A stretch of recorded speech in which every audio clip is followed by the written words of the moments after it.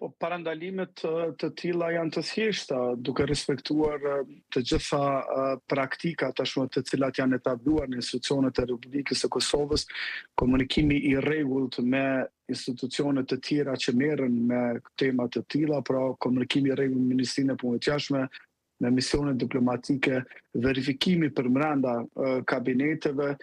dhe një kujdes më i shtuar ndaj përpjekjeve të tilla, sepse këto përpjekje nuk janë të reja, janë përpjekje shumë të vjetra dhe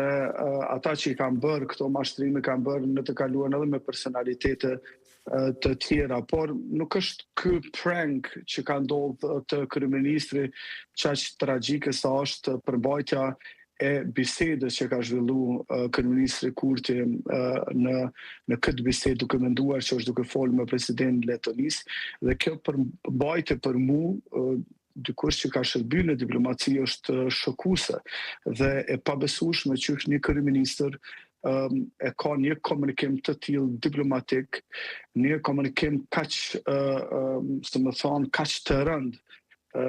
për Kosovën, për imazhin e Republikës së Kosovës, sepse aty ai nuk promovon vlerat e Kosovës, nuk promovon institucionet e Republikës së Kosovës, nuk promovon interesat e shqiptarëve të Kosovës, nuk promovon mundësinë e një shkëmbimi ekonomik, shkëmbimi kulturor, nuk promovon gatishmërinë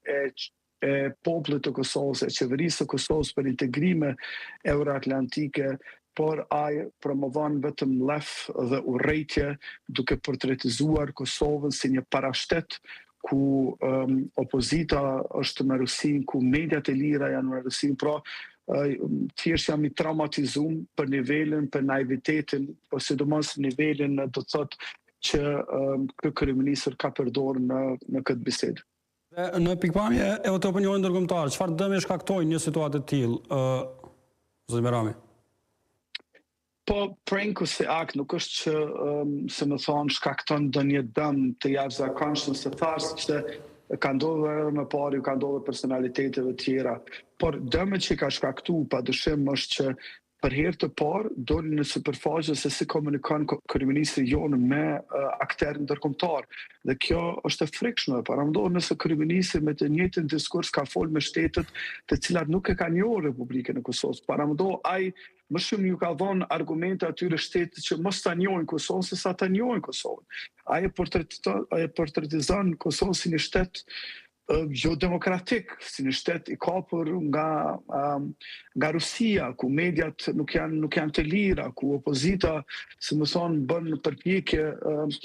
dhe është me Rusinë. Të gjitha këto elemente e bëjnë Kosovën një shtet të dopt dhe e bëjnë Kosovën një shtet jo serioz. Dhe komunikimi i kryeministrit është një komunikim i padëgjuar. Unë jam i bindur dhe kam punuar në Ministrinë e Punëve të Jashtme.